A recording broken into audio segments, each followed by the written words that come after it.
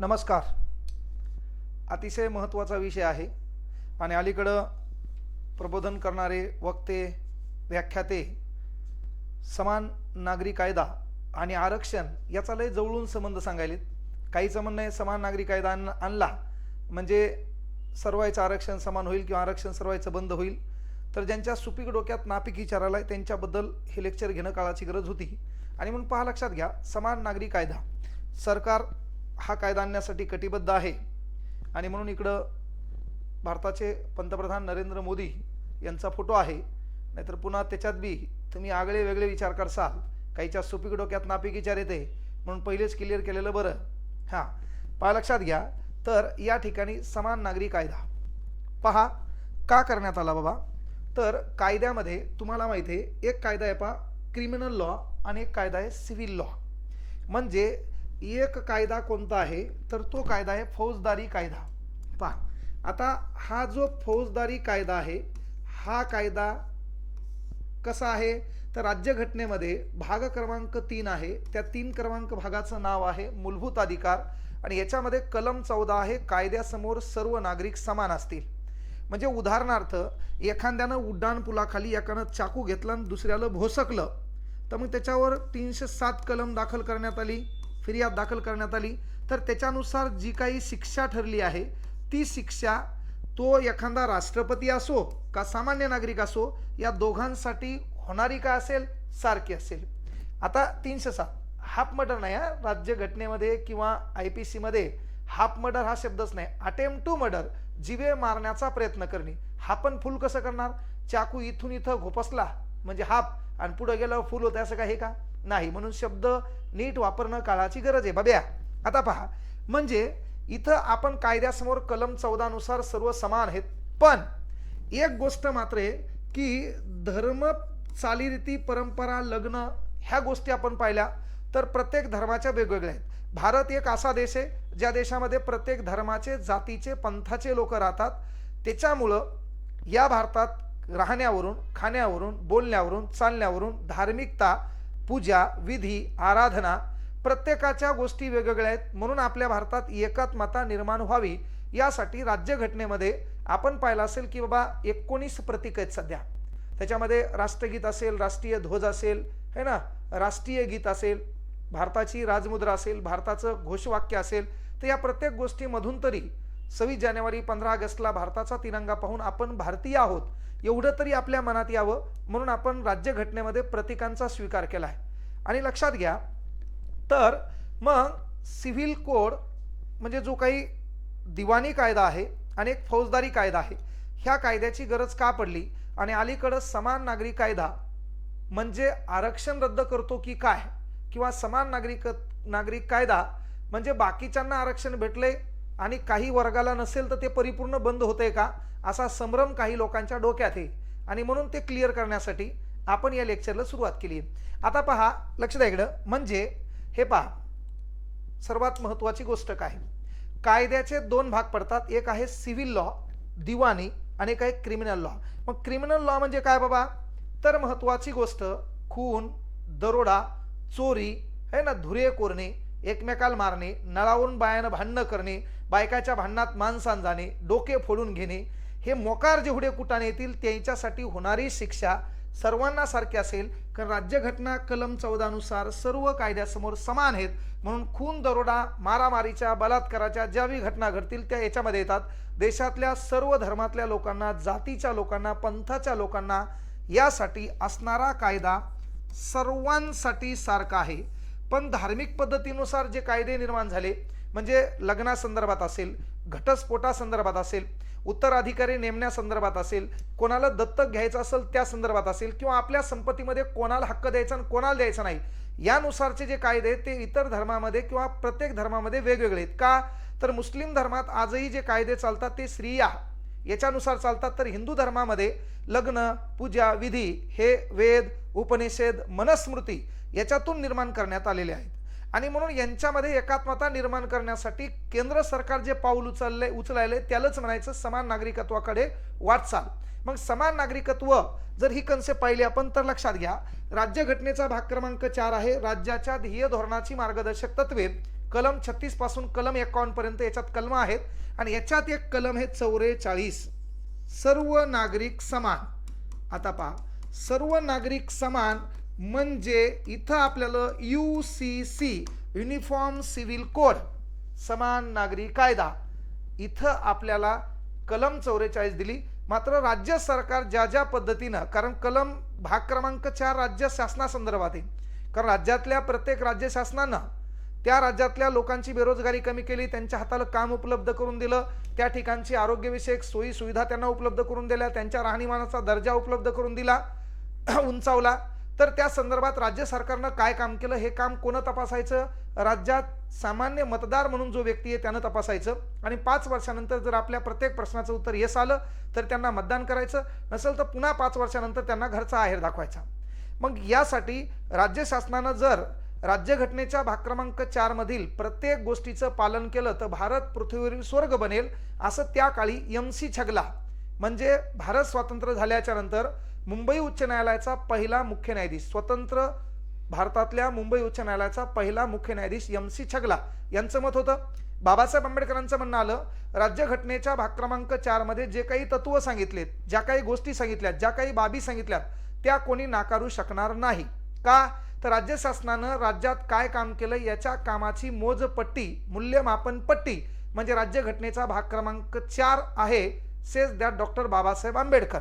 आता महत्वाची गोष्ट क्लिअर करा मग, की आपण पाहिलं की बाबा याच्यामध्ये सर्व धर्मातल्या लोकांना खुनाबद्दल, दरोड्याबद्दल, बलात्काराबद्दल, धुरे कोरण्याबद्दल, भांडणं करण्याबद्दल, ट्रेनमध्ये जागेवर भांडणं करण्याबद्दल, सीट फाडण्याबद्दल, राष्ट्राच्या संपत्तीची नासधूस करण्याबद्दल सर्वांसाठी कायदे काय समान आहेत. पण महत्वाची गोष्ट, लग्न वेगवेगळ्या पद्धतीने, घटस्फोटाची प्रक्रिया वेगवेगळ्या पद्धतीने, विवाह वेगवेगळ्या पद्धतीने, दत्तक घेणं वेगवेगळ्या पद्धतीने, वारसा हक्क, उत्तराधिकार, हे कायदे धर्मानुसार वेगवेगळे आहेत. याला आपल्याला करायचं एक, त्यालाच म्हणायचं आपल्या भाषेत समान नागरी कायदा. मग समान नागरी कायदा काय काम करते? तर समान नागरी कायदा पहिल्यांदा लक्षात घ्या, विवाह म्हणजे कसे बाबा, इकडे पहा, HM हिंदू मुस्लिम, इथं एका पुरुषाने एका स्त्री सोबत, एका स्त्रीने एका पुरुषासोबत एकदाच विवाहबद्ध व्हायचं.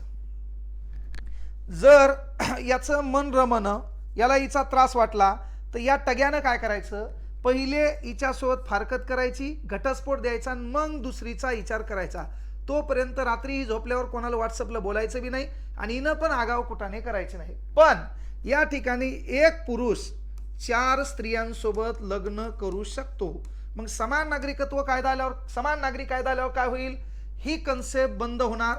एका पुरुषाला एका स्त्रीशी आणि एका स्त्रीला एका पुरुषाशी एकदाच विवाह बंधनात अडकता येईल. मग तुम्ही 7 फेरे मारा किंवा निकाह कबूल म्हणा, विषय मॅटर ते नाही, ही गोष्ट कायद्याच्या चौकटीत येणार. आता आपण धार्मिक कायद्याच्या चौकटीत आहेत. 1955 हिंदू विवाह कायदा पद्धत. आता त्यानंतर ही पहिली गोष्ट झाली बाबा. त्यानंतर दुसरी गोष्ट काय याच्यामध्ये पहा, विवाह. आता याच्यानंतर आहे घटस्फोट. मग काय होणार बाबा, घटस्फोटामध्ये आजही तुम्ही पाहिलं, हिंदू स्त्री आहे, तिला तिच्या नवऱ्याने घटस्फोट दिला तर तिच्या जगण्याची जबाबदारी म्हणून आर्थिक जबाबदारी, त्याला आपण पोडगी म्हणतो, ही बाबासाहेब आंबेडकरांनी हिंदू कोडबिलामध्ये मांडलेली कन्सेप्ट आहे. म्हणून भारतातल्या प्रत्येक स्त्रीच्या जीवनाचे उद्धार करते डॉक्टर बाबासाहेब आंबेडकर आहेत. म्हणजे पहा, जर त्या नवऱ्यानं तिला नाकारलं तर तिला पोडगी द्यायची, कोणाचं काम आहे. पण हे इथं नाही, हे इथं नाही. मग धार्मिक कायदे कोणाचे बाबा, तर ख्रिश्चनांचे वेगळे धार्मिक कायदे, जैनांचे वेगळे धार्मिक कायदे, मुस्लिमांचे वेगळे धार्मिक कायदे, हिंदूचे वेगळे, पारसीचे वेगळे. आणि म्हणून लक्षात घ्या, म्हणजे ही पण गोष्ट इथं झाली. आता त्यानंतर दत्तक.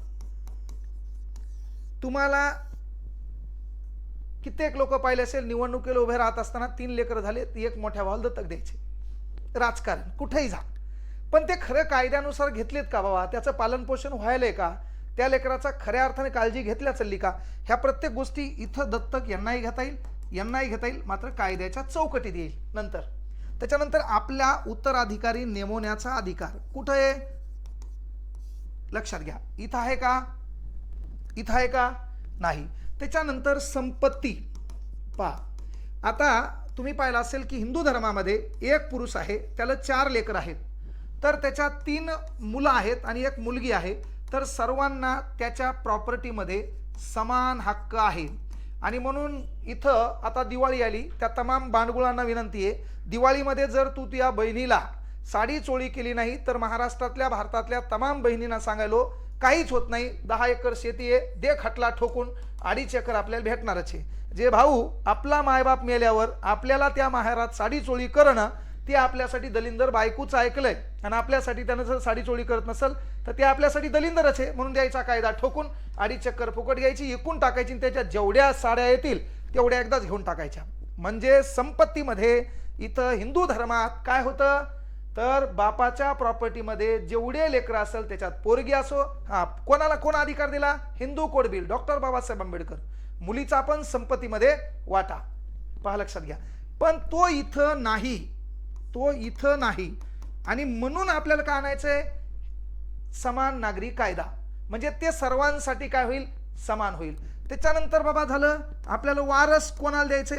आता हिंदू धर्मामध्ये काय आहे बाबा, बाप आहे, बापाच्या नंतर त्याच्या प्रॉपर्टीमध्ये पोराचा इनडायरेक्टली हक्क आहे ना, त्याला काय कायद्यात लढावं लागते का, कुठं कायद्यात जायची गरज आहे का, ऑलरेडी तो वारसदार आहे का नाही.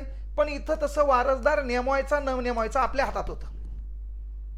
आणि म्हणून सर्वात महत्वाची गोष्ट लक्षात घ्या, आपल्याला कलम 44चा विचार करायचा आहे. धर्मानुसार वैयक्तिक कायदे का वेगळे ठेवण्यात आले, तर मी काय सांगितलं, आजही मुस्लिम धर्म ह्या कायद्याने चालतो, शरिया. आणि हिंदू धर्मामध्ये लग्न, पूजा, विधी, आराधना ह्या कुठून आल्या, याच्यातून है ना. त्याच्यामध्ये जे बाबा थोतांड होतं, अंधश्रद्धा होती त्यासाठी, किंवा जिथं स्त्रियांवर अत्याचार होता, स्त्री फक्त चूल आणि मूल यांच्यापुरती काय करण्यात आली, स्वीकारण्यात आली, त्यासाठी डॉक्टर बाबासाहेब आंबेडकरांनी 25 डिसेंबर मनुस्मृतीचं दहन, हे आपल्याला पुढे इतिहासामध्ये शिकायचं आहे. Hindu code bill special lecture घेणार आहे मी. आता ही गोष्ट दाबण्यासाठी पहा, लक्षात घ्या, म्हणजे काय होणार, राज्यघटनेच्या कलम 44 मध्ये असे नमूद करण्यात आले की संपूर्ण भारतातील प्रदेशातील नागरिकांसाठी UCC युनिफॉर्म सिव्हिल कोड सुरक्षित करण्याचा राज्य प्रयत्न करेल. राज्यघटनेच्या भाग क्रमांक 4 मध्ये आपण सांगितलं बाबा की कलम 44 आहे. कलम 37 मध्ये परिभाषित केलेल्याप्रमाणे DPSP न्यायप्रविष्ट न्यायालय काय म्हणते की अंमलात आणण्यायोग्य नाहीत, परंतु त्यामध्ये नमूद केलेले तत्वे प्रशासनात मूलभूत आहेत. प्रशासनात ही तत्वे काय आहेत, मूलभूत आहेत. आणि म्हणून समान नागरी कायदा काय करते, ह्या कायद्याला धरून सध्या कायदे आहेत म्हणून कुठतरी चांगले. कोणते कायदे, भारतीय करार कायदा आहे, नागरी प्रक्रिया संहिता आहे, मालमत्ता हस्तांतरण कायदा आहे, त्याच्यानंतर भागीदारी कायदा आहे, पुरावा कायदा आहे, इत्यादी बहुतेक नागरी बाबीमध्ये भारतीय कायदे समान संहितेचं पालन करते. प्रॉपर्टी कोणाच्या नावाची आहे, ती कोणाला द्यायला पाहिजे, बाजूचा आपल्या प्रॉपर्टीवर अधिकार गाजवायला का, त्यासाठी आपण पुरावे कायदे पाहतो है ना, वंशावळ पाहतो. आणि म्हणून त्यासाठी त्याच्यातून कुठंतरी समान नागरिक कायद्याकडे वाटचाल किंवा समान नागरिक आपण आहोत असं दिसून येते, असं म्हणणं आहे. तथापि राज्यांनी शेकडो दुरुस्त्या केल्या. का दुरुस्त्या केल्या की बाबा एखाद्या धर्मामध्ये आपण ढवळाढवळ केली, अनेक लोकांना काय वाटलं समान नागरी कायदा आला तर याचा अर्थ काय होईल, विवाह, घटस्फोट, वारसदार, दत्तक, संपत्ती याच्या ढवळाढवळ केली म्हणजे धार्मिक काय होईल, चालीरीती बदलतील. नाही, लग्न तुम्ही एका पुरुषाला एका स्त्रीशी एकदा, एका स्त्रीला एका पुरुषासोबत एकदा लग्न करता येते. तुमच्या लग्नाची जी पद्धत होती, हिंदू धर्माची वेगळी असेल, मुस्लिम धर्माची वेगळी असेल, बौद्धांची वेगळी असेल, शिखांची वेगळी असेल, ख्रिश्चनांची वेगळी असेल, पारसी असेल, जैन असेल, तुमच्या चालत आलेल्या धर्म परंपरेनुसार तुम्हाला विवाह लावता येईल, त्याच्यात कुठलाही बदल होणार नाही. तुमच्या धर्म परंपरेप्रमाणे ज्या बी चालीरीती आल्यात, रूढी परंपरा आल्यात, त्याच्यात समान नागरी कायदा कुठलाही बदल करणार नाही. ही पण गोष्ट महत्वाची पहा. तर अलीकडे अनेक राज्यांनी काय केलं, मग एखाद्या धर्माला वाईट वाटेल तर त्या धर्माचं मत आपल्याला पडावं म्हणून समान नागरी कायदा इतर शासनाने जे सत्तेत होते त्यांनी आणण्याचा का प्रयत्न केला नाही. जर या धर्मात आपण असा लुडबुड केली, आता उदाहरणार्थ मुस्लिम धर्मामध्ये एका माणसाला 4 बायका करता येतात आणि ही पद्धत बंद करायची, त्यांना वाटलं बाबा की आमच्या धर्मामध्ये तुम्ही धार्मिक घालायलेत किंवा आमचा धर्म ढवळण्याचा प्रयत्न करायलेत, म्हणून यांचं मन दुखू नये म्हणून मे बी याच्या अगोदरच्या शासनाने तो प्रयत्न केला नसेल. या शासनाला वाटलं की बाबा असंही आपल्याला मतदान पडत नाही, आपण सर्वांना इक्वल करण्याचा प्रयत्न करू. मुख्य गोष्ट लक्षात घ्या, म्हणजे ती झाली. आता या ठिकाणी पहा, मुस्लिम, पारसी, ख्रिश्चन आणि हिंदू यांचे लग्न, घटस्फोट, वारसा हक्क दत्तक घेणे, उत्तराधिकारी या संदर्भात एकच कायदा होईल. या कायद्यानं काय बदल होईल तर भारतातल्या प्रत्येक स्त्रीला आपल्या बापाच्या प्रॉपर्टीमध्ये हक्क मिळेल. मग ती मुस्लिमांची असो, हिंदूची असो, ख्रिश्चनांची असो, पारसीची असो. हा ही गोष्ट. त्यानंतर घटस्फोटानंतर काय होईल, भारतातल्या प्रत्येक स्त्रीला नवऱ्याच्या प्रॉपर्टीमध्ये काय मिळेल तर महत्वाची गोष्ट अधिकार मिळेल. त्याच्याकडून काय मिळेल, पोटगी मिळेल. इतर धार्मिक कायद्यामध्ये ते नसल्यामुळे त्यांना ती भेटते का, नाही. मग समान नागरी कायद्याने हे भेटल. धर्मग्रंथाचा संदर्भ घ्यायची गरज पडणार नाही. एखाद्या स्त्रीला एखाद्या नवऱ्यानं टाकून दिलं तर टाकून दिल्यावर घटस्फोट झाल्याच्या नंतर तिला त्या नवऱ्यानं तिच्या जगण्याच्या आर्थिक जबाबदारीसाठी जर तो कटिबद्ध नसेल, घेत नसेल, तर या अगोदर कुठल्या तरी धर्मग्रंथाचा आधार घेऊन आपल्याला पोटगी द्यायची न द्यायची जे ते धर्म वेगवेगळ्या पद्धतीने सांगायचं. तर आता तसं राहणार नाही. समान नागरी कायदा काय करेल, सर्वांसाठी सारखा असल्यामुळं त्या स्त्रीच्या जगण्याची जबाबदारी घेऊन तिला आर्थिक सहकार्य कोण करेल किंवा नवऱ्याच्या प्रॉपर्टीमध्ये तिचा काय राहील, अधिकार राहील. आता एक गोष्ट क्लिअर करा. हा या समान नागरी कायद्याने काय फायदा भेटल बाबा तर मुस्लिम धर्मातल्या कुठल्याही व्यक्तीला एकापेक्षा अधिक स्त्रियांसोबत लग्न करता येणार नाही. मग ते हिंदू असो, मुस्लिम असो, ख्रिश्चन असो, पारसी असो, जैन असो, तुम्हाला एकापेक्षा अधिक लग्न करता येणार नाही. माघारी माघारी तू फोनवर बोलला तरी चालतंय, माघारी माघारी तू कुठाने केले तरी चालतंय, पण जसं तू करणार तसं ती पण करणार. त्यामुळं हा उगे फेरे उगे ज्या गोष्टी धार्मिक सांगितल्या त्या पाहायच्या नाही. तर एकनिष्ठ राहणं ते पण काळाची गरज आहे. अलीकडे उद्या एक कायदा आला, एकाच घरात नवरा आणि बायको या दोघांना कामाची समसमान जबाबदारी कोलकाता न्यायालयाचं म्हणणं, ते आपल्याला नंतर पाहायचंय. पण ही गोष्ट या ठिकाणी लक्षात घ्यायची की बाबा काय होईल तर स्त्री जातीवर अन्याय होणार नाही. स्त्री जातीकडे फक्त चूल आणि मूल या दृष्टिकोनातून पाहिलं जाणार नाही. बाबासाहेब आंबेडकरांनी हिंदू कोड बिलामध्ये ह्या गोष्टी सांगण्याचं कारण ते ना की बाबा स्त्रियांचा उद्धार झाला पाहिजे, स्त्रियांचं कल्याण झालं पाहिजे. देश स्वतंत्र झाला म्हणजे काय होईल, गोरे गेले काळे आपल्या बोकांडीवर बसतील नाही. तर त्यामुळे त्या स्त्रीला देखील स्वाभिमानाने इथं जगता आलं पाहिजे. म्हणून बाबासाहेबांनी हिंदू कोड बिलांच्या काय केलं, राजीनामा द्यावा लागला की नाही कायदेमंत्री पदाचा, ते आपल्याला स्पेशल लेक्चर घ्यायचंय. पण एक गोष्ट लक्षात घ्या, एका पुरुषाने एका स्त्रीशी लग्न बंधनात राहणे बंधनकारक होईल. काय होईल समान नागरी कायद्यानं, हे होईल. आता पहा, घटस्फोट, पोटगीचा अधिकार, स्त्रियांच्या मालमत्तेवर अधिकार, प्रत्येक धर्मातल्या स्त्रीला काय होईल त्याचा फायदा होईल. पहा, घटस्फोट, बापाच्या प्रॉपर्टीमध्ये असणारा हिस्सा भारतातल्या प्रत्येक स्त्रीला काय होईल त्याचा अधिकार भेटल. मग ती कुठल्याही धर्मामध्ये असो, हा फायदा होईल समान नागरी कायद्याचा.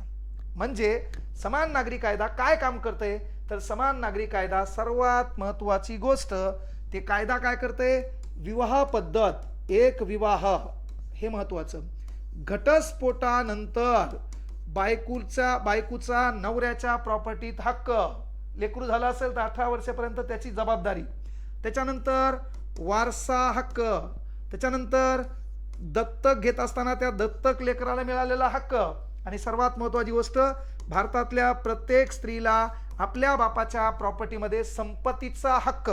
ह्या 5 गोष्टी काय करते तर UCC युनिफॉर्म सिव्हिल कोड म्हणजे समान नागरी कायदा कशासाठी आहे तर समान नागरी कायदा ह्या 5 गोष्टी सर्व धर्मातल्या एक करण्यासाठी आहे.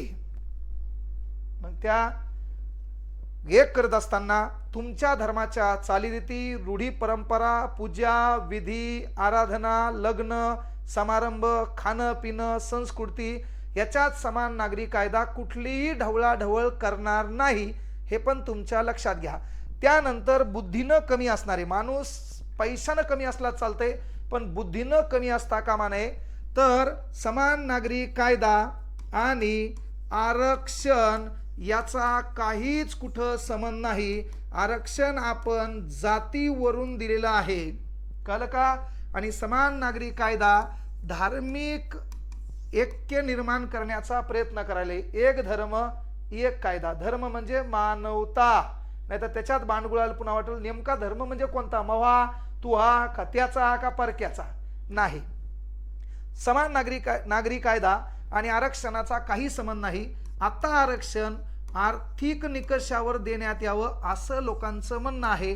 त्या काळी आरक्षण जातीनिहाय देण्यात आलं, हे पण लक्षात घ्या. त्याच्यानंतर समान नागरी कायदा आणि कर, आपल्या भाषेत टॅक्स, याचा कुठंच काही संबंध नाही. टॅक्स हा आर्थिक निकषावर डिपेंड असतो. तुझ्याकडे जेवढे पैसे जास्त आहेत, तू लुबाडलं, गोरगरीबाला लुबाडलं, नोकरीत 70,000 पगार असताना है ना, त्याचं छोटंसं काम शेतकऱ्याचं करताना 500 तू घेतले, 58 वर्षात तुला है ना पॅरालिसिस झाला आणि लागला लाख लाख लाख लाख घालायला. त्यामुळं गोरगरिबाचे पैसे खाऊन लय पैसा तुझ्याकडे आला, त्या अकाउंटला तुझी नोंद झाली, तर तुला शासनाचा सेंट्रल गव्हर्नमेंटचा GST आणि राज्याचा टॅक्स 12% तुला भरायचा आहे.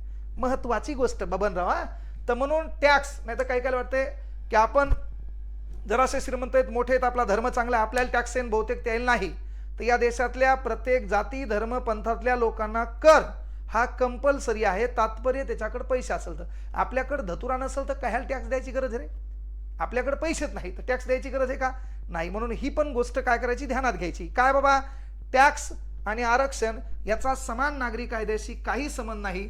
समान नागरी कायदा आणि आरक्षण याला बिनाकामी एकत्र आणून जाती जातीमध्ये धर्माधर्मामध्ये तेढ निर्माण करण्याचं काम करू नका. आपण एक आहोत.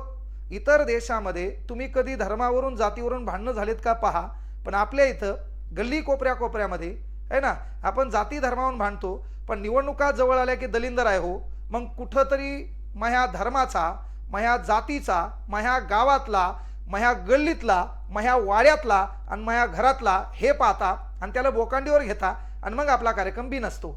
म्हणून सर्वात चांगली गोष्ट ही आहे, परक्यातला आपलं आपल्यातलं परक ओळखा, पण या देशाची अखंड एकात्मता टिकली पाहिजे. त्यासाठी अनेक वीर हुतात्म्यांनी, समाजसुधारकांनी, क्रांतिकारकांनी, विचारवंतांनी आपला एकच लढा दिलाय की एक धर्म टिकला पाहिजे आणि तो धर्म आहे मानवता नावाचा. म्हणून हा धर्म टिकेल.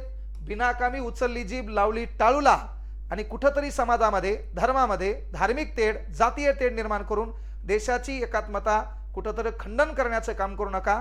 त्यासाठी फक्त ह्या मुद्द्यावर बोलणं गरजेचं वाटलं, तो मुद्दा आपण घेतलाय. तर लक्षात घ्या, ह्या समान नागरी कायद्यानं काय फायदे होणार? लग्नाची प्रथा बदलणार नाही. काय म्हणलो मी? तुमच्या पूजा विधी आराधना जशाल तशा राहतील. फक्त एकापेक्षा अधिक लग्न करता येणार नाही. इतर धार्मिक बाबीमध्ये कुठलाही हस्तक्षेप होणार नाही. फक्त स्त्रियांशी भेदभाव करण्याची पद्धत बंद होणार. एक बायको एक नवरा, तुला आगाव इकडं तिकडं उड्या मारता येणार नाही. सर्व धर्मियांचे धार्मिक विधी लग्न हे तर मी बोललो. याच्यावर एक पत्नीत्व, पोटगीचा अधिकार, स्त्रियांना मालमत्तेचा अधिकार, हे नियम सर्वांना समान मिळणार आहेत. येणाऱ्या दिवाळीमध्ये आपल्या बहिणीला साडी चोळी करायची. नाहीतर समान नागरी कायदा लागू जरी नसेल झाला तर हिंदूमध्ये तो ऑलरेडी आहे. बाबासाहेबांनी मांडलेलं हिंदू कोड बिल, आणि म्हणून नाही केलं तर महाराष्ट्रातल्या तमाम, भारतातल्या तमाम बहिणींना विनंती आहे, एकदा टाकूनच दे खटला. जेवढी जमीन आहे त्याच्यातली एकूण हिश्शात तुला एक येणारच आहे.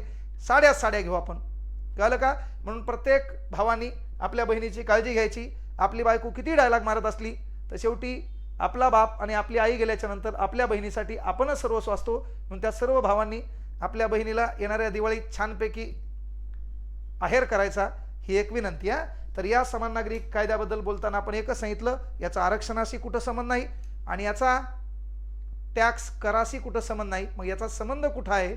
विवाह म्हणजेच लग्न, लग्न, घटस्फोट, वारसा, उत्तराधिकारी आणि दत्तक, ह्या पाचही गोष्टी भारतातल्या हयातीत असणाऱ्या जेवढे धर्म आहेत त्या सर्वांसाठी एक करण्याचा प्रयत्न आहे कायद्यानुसार. हा, लग्नाच्या पद्धती प्रथा तुमच्या वेगळ्या असतील, पण त्याच्यात जे अधिकार आहेत महिलांना सर्वांना समान मिळावेत, महिलांचं कल्याण व्हावं, त्यासाठी समान नागरी कायदा येणार आहे. म्हणून समान नागरी कायदा आणि उगाच आरक्षण एकमेकात घाल जाऊ नका. अभ्यास करून काहीतरी बोलायचं, तर आपल्या भारताची अखंडता एकात्मता टिकेल अशी एक आशा करतो. सर्वांच्या वतीने रजा घेतो, थांबतो या ठिकाणी.